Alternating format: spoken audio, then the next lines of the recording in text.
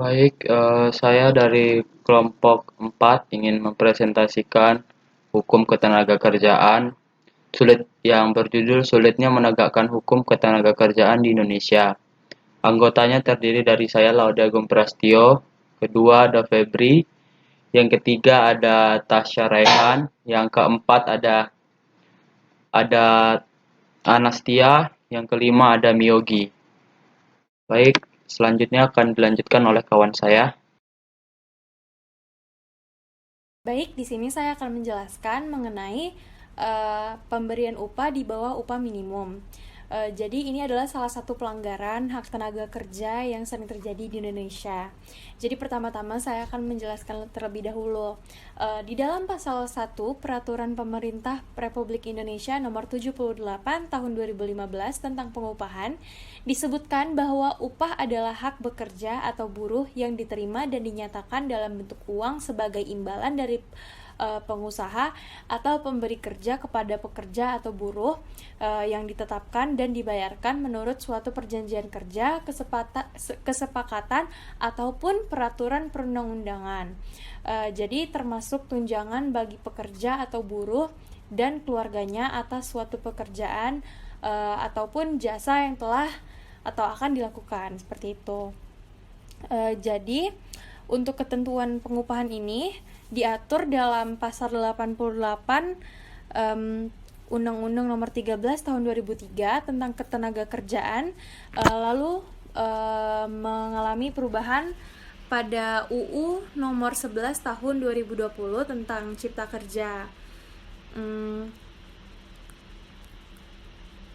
Sebenarnya undang-undang yang lama dengan yang baru tidak jauh berbeda. Perubahan yang terjadi tetaplah menjelaskan dengan tegas bahwa tenaga kerja harus memperoleh upah demi mewujudkan pemenuhan hidup yang layak. Jadi dengan diadakannya penetapan upah minimum tidak membuat semua pengusaha mengikuti peraturan pemberian upah minimum dalam menggaji karyawannya, seperti halnya karyawan mall. Jadi sebagian besar karyawan mall itu menerima gaji jauh di bawah upah minimum. Misalnya karyawan mall di Kota Batam, upah minimum Kota Batam yaitu 4.150.000 sekian. Namun karyawan-karyawan di mall masih menerima gaji kisaran 2 juta hingga 3 juta. Hal ini dikarenakan penetapan upah minimum sudah disesuaikan dengan harga kebutuhan sandang dan pangan, standar kelayakan hidup, dan juga faktor-faktor lainnya. Sehingga dengan upah yang jauh di bawah upah minimum karyawan tidak dapat menjalankan hidup dengan layak dan berdampak kepada penyimpangan hak asasi manusia. Jadi di dalam Deklarasi Universal tentang HAM atau UDHR, yaitu Universal Declaration of Human Rights, mengatur tentang hak dalam menerima upah yang layak. Hal ini terdapat di dalam pasal 23 ayat 2 di mana menyatakan bahwa everyone without any discrimination has the right to equal pay for equal work. Jadi seharusnya mereka tuh mempunyai hak yang sama dengan apa yang sudah mereka lakukan, seperti itu. Lalu pasal yang ke-23 ayat 3 menyatakan bahwa everyone who works has the right to just and favorable remuneration, ensuring for himself and his family an existence worthy of human dignity, and supplemented if necessary an existence worthy of human dignity, and supplemented if necessary by other means of social protections. Baik, selanjutnya yang kedua itu adalah pengusaha tidak membayarkan jaminan sosial untuk karyawan. Di dalam kasus ketenagakerjaan banyak sekali kita jumpai pengusaha yang tidak membayarkan jaminan sosial kepada karyawannya sendiri.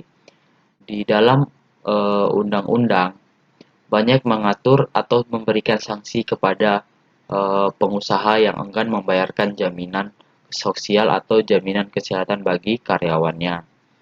Jaminan sosial bagi ketenaga kerja sudah diatur di dalam perundang-undangan di dalam pasal 5 ayat 2 Undang-Undang Nomor 24 Tahun 2011 tentang Badan Penyelenggaraan Jaminan Sosial yang disebut bahwa bentuk BPJS ada dua, yaitu BPJS Kesehatan dan BPJS Ketenagakerjaan.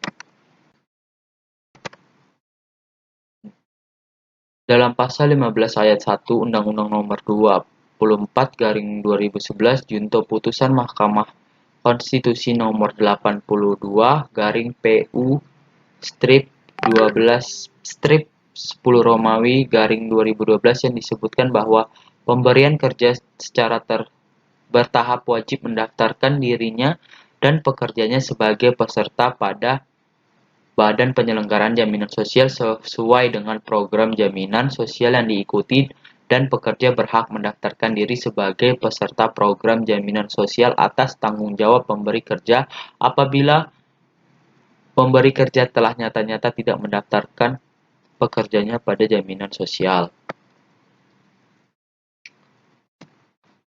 Contohnya seperti waiters yang kerja di rumah makan. Di saat ia mengalami kecelakaan pada saat ia bekerja, saya memberi contoh seperti saat ia membawa sebuah hot pan yang panas yang berisikan sup panas, ya secara tidak sengaja ia menjatuhkannya dan mengakibatkan ia tersiram air panas. Di saat dia mengalami kejadian tersebut, maka eh, karyawan tersebut dapat eh, menggunakan BPJS Ketenagakerjaannya untuk mengcover biayanya. Namun, banyak sekali para pegawai yang bekerja di mall yang tidak mendapatkan BPJS Ketenagakerjaan. Baik, selanjutnya yang ketiga yaitu waktu kerja yang tidak sesuai peraturan perundang-undangan. Perihal waktu kerja bagi para pekerja atau buruh sendiri itu diatur dalam Pasal 77 Undang-Undang Nomor 13 Tahun 2003 tentang Ketenagakerjaan. Namun sekarang sudah dirubah ke Undang-Undang Nomor 11 Tahun 2020 tentang Cipta Kerja, di mana berbunyi waktu kerja sebagaimana dimaksud pada ayat 1 meliputi 7 jam 1 hari dan 40 jam 1 minggu untuk 6 hari kerja dalam 1 minggu, atau 8 jam 1 hari dan 40 jam 1 minggu untuk 5 hari kerja dalam 1 minggu.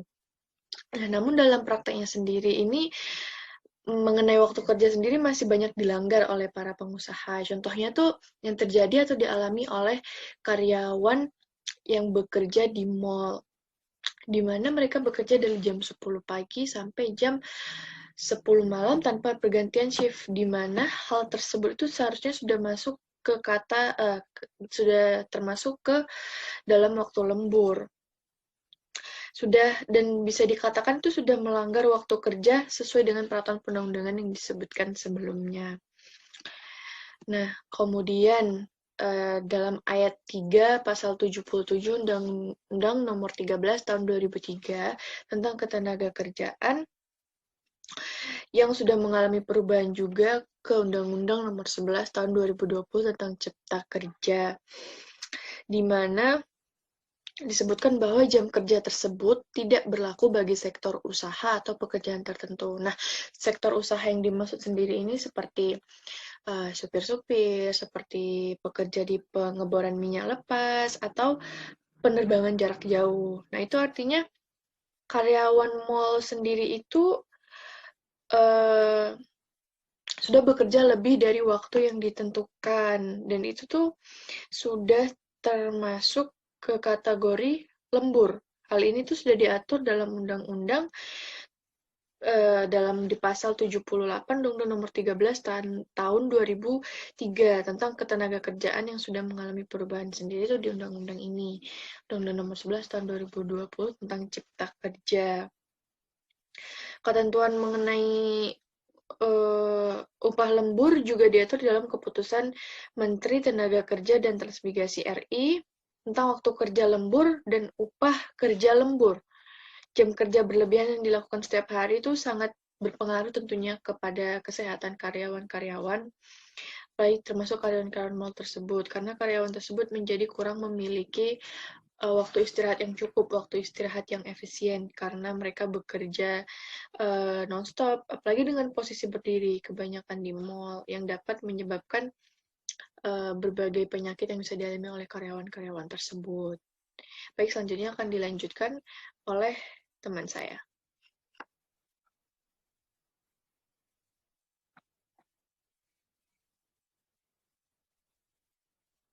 Baiklah, kali ini saya akan menjelaskan tentang penegakan hukum terhadap pemberian upah di bawah upah minimum.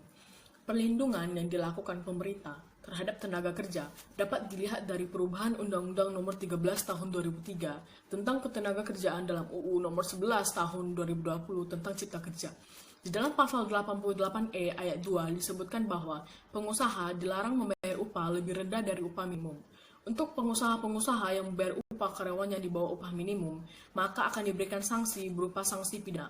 Hal ini disebutkan di dalam pasal 81 angka 63 UU Cipta Kerja yang mengubah pasal 185 ayat 1 Ketenagakerjaan. Barang siapa melanggar ketentuan sebagaimana dimaksud dalam pasal 42 ayat 2, pasal 68, pasal 69 ayat 2, pasal 80, pasal 82, pasal 88A ayat 3, pasal 88E ayat 2, pasal 143, pasal 156 ayat 1, atau pasal 160 ayat 4 dikenai sanksi pidana penjara paling singkat 1 tahun dan paling lama 4 tahun, dan atau denda paling sedikit 100 juta dan paling banyak 400 juta. Namun, di dalam hal pemberian sanksi pidana ini, terdapat pengecualian. Pengecualian yang dimaksud adalah sanksi pidana tersebut tidak berlaku bagi usaha mikro dan kecil. Ketentuan ini terdapat di dalam pasal 90B ayat 1 UU Nomor 11 Tahun 2020 tentang Cipta Kerja, sehingga ketentuan mengenai pemberian upah terhadap usaha mikro dan kecil dijelaskan lebih lanjut di dalam pasal 90 ayat 2 sampai dengan ayat 4. Dan standar untuk usaha mikro dan kecil lebih dijelaskan di dalam Peraturan Pemerintah Republik Indonesia Nomor 7 Tahun 2021 tentang kemudahan, perlindungan, dan pemberdayaan koperasi dan usaha mikro, kecil, dan menengah. Di dalam pasal 90B ayat 2 UU Nomor 11 Tahun 2020 tentang Cipta Kerja disebutkan bahwa terkait dengan upah tenaga kerja yang bekerja pada jenis usaha mikro dan usaha kecil ditentukan berdasarkan kesepakatan antara kedua belah pihak, yaitu antar pengusaha dengan tenaga kerja di perusahaan tersebut. Namun, isi kesepakatan mengenai upah tersebut tidak dapat dibuat semena-mena. Isi kesepakatan terkait upah juga harus mengikuti kriteria yang sudah ditentukan pemerintah, yang diatur lebih lanjut di dalam pasal 36 ayat 2 sampai dengan ayat 3 Peraturan Pemerintah Republik Indonesia Nomor 36 Tahun 2021 tentang pengupahan. Di dalam pasal 90B ayat 2 UU Nomor 11 Tahun 2020 tentang Cipta Kerja disebutkan bahwa terkait dengan upah tenaga kerja yang bekerja pada jenis usaha mikro dan usaha kecil ditentukan berdasarkan kesepakatan antara kedua belah pihak, yaitu antar pengusaha dengan tenaga kerja di perusahaan tersebut. Namun, isi kesepakatan mengenai upah tersebut tidak dapat dibuat semena-mena. Isi kesepakatan terkait upah juga harus mengikuti kriteria yang sudah ditentukan pemerintah, yang diatur lebih lanjut di dalam pasal 36 ayat 2 sampai dengan ayat 3 Peraturan Pemerintah Republik Indonesia Nomor 36 Tahun 2021 tentang pengupahan. Jadi, pengusaha tidak bisa seenaknya memberikan upah di bawah ketentuan yang sudah ditetapkan di dalam peraturan perundang-undangan, termasuk kepada sektor usaha mikro dan kecil, harus mengikuti ketentuan yang sudah ditetapkan dalam peraturan pemerintah sesuai dengan yang sudah disebutkan di atas. Sekian presentasi dari saya, akan dilanjutkan dengan materi selanjutnya. Setelah di sini saya akan membahas mengenai penegakan hukum bagi pengusaha yang tidak membayarkan jaminan sosial untuk karyawannya. Di dalam pasal 17 dan pasal 55 Undang-Undang Nomor 24 Tahun 2011 mengatur perihal sanksi yang diberikan kepada pengusaha yang melanggar ketentuan di dalam pasal 15 dan pasal 16. Di dalam undang-undang tersebut terdapat sanksi yang berupa yang pertama sanksi administrasi. Sanksi administrasi ini terdapat teguran tertulis, denda, dan atau tidak mendapatkan pelayanan publik tertentu. Dan bukan hanya sanksi administrasi, ada juga sanksi pidana yang berupa pidana penjara dan pidana denda. Pada umumnya pengusaha-pengusaha tidak mau membayarkan jaminan sosial untuk karyawannya karena mereka memiliki masalah keuangan ataupun misalnya mereka memiliki kondisi keuangan yang tidak baik sehingga mereka tidak mampu membayarkan jaminan sosial untuk karyawannya. Kemudian di dalam pasal 2 ayat 3 Peraturan Pemerintah Republik Indonesia nomor 84 tahun 2013 tentang perubahan ke-9 atas Peraturan Pemerintah nomor 14 tahun 1993 tentang penyelenggaraan program jaminan sosial tenaga kerja disebutkan bahwa pengusaha yang minimal mempunyai 10 orang atau lebih dan membayar upah paling sedikit 1 juta wajib mengikutsertakan karyawannya dalam program jaminan sosial tenaga kerja. Terkait dengan sanksi yang diberikan kepada pengusaha yang tidak mau membayarkan iuran jaminan sosial kepada karyawannya, juga diatur di dalam Undang-Undang Nomor 24 Tahun 2011 tentang Badan Penyelenggara Jaminan Sosial. Untuk prosedur pemberian sanksinya diatur di dalam Pasal 10 Peraturan Pemerintah Nomor 86 Tahun 2013 tentang tata cara pengenaan sanksi administrasi kepada pemberi kerja selain penyelenggara negara dan setiap orang. Baiklah, selanjutnya saya akan membahas mengenai penegakan hukum bagi pengusaha yang menerapkan waktu kerja yang tidak sesuai dengan peraturan perundang-undangan. Dalam pasal 78 Undang-Undang Nomor 13 Tahun 2003 tentang Ketenagakerjaan yang sudah mengalami perubahan di dalam Undang-Undang Nomor 11 Tahun 2020 tentang Cipta Kerja, disebutkan bahwa jika tenaga kerja yang dipekerjakan lebih dari waktu kerja yang sudah ditentukan di dalam pasal 77, maka pengusaha harus memenuhi syarat dalam pasal 78, yaitu yang pertama, harus terdapat izin dari tenaga kerja yang berkepentingan. Kemudian yang kedua, tenaga kerja hanya boleh mendapatkan waktu kerja lembur selama yang paling lama itu 4 jam dalam satu hari, serta 18 jam di dalam satu minggu. Kemudian yang terakhir, jika tenaga kerja bekerja lebih dari waktu kerja yang sudah ditentukan di dalam pasal 78 ayat 1, maka pengusaha wajib memberikan upah lembur. Jika pengusaha tidak menjalankan ketentuan mengenai waktu yang sudah diatur, maka pengusaha dapat diberikan sanksi pidana yang disebutkan di dalam pasal 187 Undang-Undang Nomor 13 Tahun 2003 tentang Ketenagakerjaan yang sudah mengalami perubahan di dalam Undang-Undang Nomor 11 Tahun 2020 tentang Cipta Kerja. Di dalam pasal 187 tersebut dapat kita lihat bahwa barang siapa yang melanggar ketentuan sebagaimana dimaksud di dalam pasal 78 ayat 2, maka si pelanggar dapat diberikan sanksi pidana kurungan paling singkat 1 bulan dan paling lama 12 bulan, dan denda paling sedikit itu 10 juta rupiah dan paling banyak 100 juta rupiah. Kemudian ayat kedua, tindak pidana sebagaimana dimaksud pada ayat 1 merupakan tindak pidana pelanggaran. Sehingga dapat disimpulkan bahwa pengusaha yang tidak mengikuti ketentuan waktu kerja yang sudah diatur di dalam undang-undang, maka ia dapat diberikan sanksi pidana berupa pidana penjara dan pidana denda. Baik, di sini saya akan berikan kesimpulan terhadap topik yang sudah kami bahas. Kesimpulannya yaitu salah satu alasan sulitnya menegakkan hukum ketenagakerjaan di Indonesia yaitu karena kurangnya pengaduan dari buruh kepada pihak berwenang agar para pengusaha yang melanggar hak buruh dapat diberikan sanksi berupa sanksi administrasi maupun sanksi pidana. Banyak tenaga kerja yang merasa tidak perlu mengadukan para pengusaha ke pihak berwajib karena mereka takut kehilangan pekerjaan sehingga mereka tidak memiliki penghasilan. Dan di awal saat menandatangani kontrak kerja, pengusaha pun sudah memberitahu mengenai gaji serta peraturan-peraturan lainnya, dan tidak ada paksaan dari pengusaha untuk menandatangani kontrak kerja tersebut. Jadi itu merupakan sebuah keputusan dari tenaga kerja. Dan kembali lagi, karena mereka membutuhkan penghasilan untuk memenuhi kebutuhan mereka, sehingga mereka bekerja di perusahaan tersebut. Terima kasih atas perhatiannya. Saya ucapkan terima kasih. Apabila ada kekurangan, kami mohon minta maaf sebesar-besarnya karena kesempurnaan hanya milik Tuhan Yang Maha Esa. Terima kasih.